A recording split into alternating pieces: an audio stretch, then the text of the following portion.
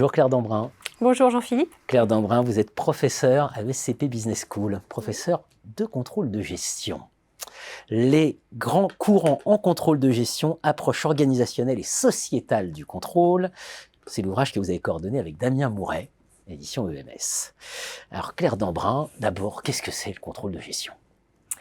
Alors le contrôle de gestion, vision classique, les idées. On va démarrer là-dessus.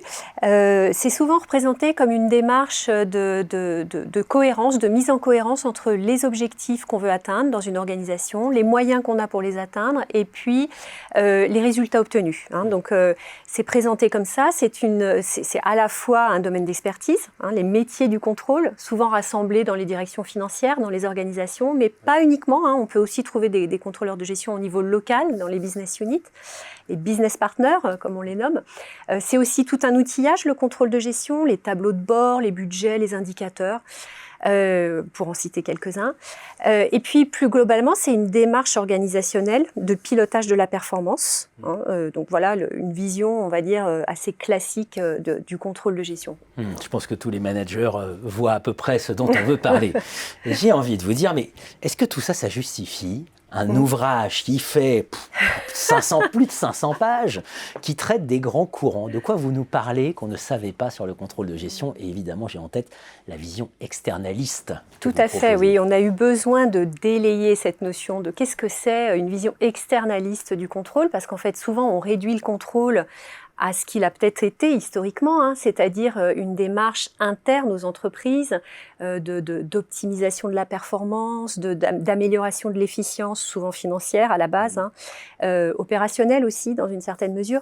Mais voilà, historiquement, le contrôle de gestion, c'était une démarche de pilotage dans un contexte de croissance des entreprises aux États-Unis. Les grands Dupont, les grands de la chimie ont développé les principes de contrôle de gestion, mais donc un domaine techniciste, vu comme technique, et en fait, nous, ce qu'on défend, c'est qu'on veut étendre cette vision.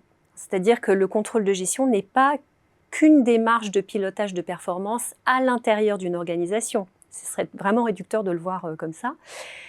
D'une part, il s'inspire, il incorpore toutes les évolutions de la société. Donc, en fait, il prend ce qui se passe dans la société et il se réforme avec les évolutions de la société. On pense aux enjeux climatiques, on pense... Exactement. On pense à tout ça, oui. Tous les soucis, on va dire... L'égalité homme-femme, voilà, tout ça sont des critères qui l'intérêt qu'on a pour les les problèmes éthiques aujourd'hui aussi, tout ça c'est incorporé dans le contrôle. Il y a des nouveaux indicateurs qui s'inspirent des Sustainable Development Goals développés par l'ONU.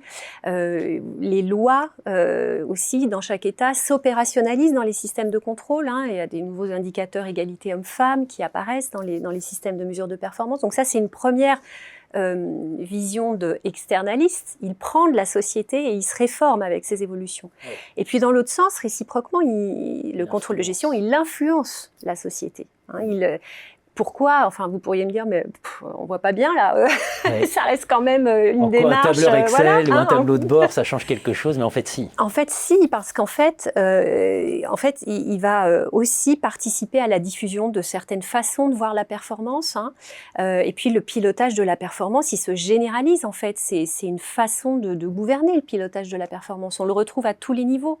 Donc, les États sont dans des démarches de pilotage de performance. Quand on parle de gender budgeting, appliqué par certains États, on est dans cette logique d'indicateurs, de mesures, mais même jusqu'au niveau individuel. Quand vous avez un réseau social, quand vous êtes sur un réseau social, vous êtes parfois obsédé par le nombre de likes, les followers, tout ça, c'est des indicateurs. Absolument. Donc, en fait, jusqu'au niveau individuel, en passant bien sûr par le niveau des entreprises, des organisations, en fait, la démarche de pilotage, elle transpire toute la société. C'est pour ça qu'il est essentiel de s'interroger sur ce que nous fait aussi le contrôle de gestion. Voilà. Oui. Ce que fait le contrôle de gestion, mais ce qu'il nous fait, absolument. Ce qu'il fait aux organisations, peut être un vecteur de la financiarisation aussi. Tout à fait. La fameuse financiarisation, et même aux individus. Tout à fait. Pour aller beaucoup, beaucoup plus loin, et on incitera à aller beaucoup plus loin les managers, mais aussi les citoyens, les grands courants en contrôle de gestion, approche organisationnelle et sociétale du contrôle. Merci Claire Dambrun. Merci.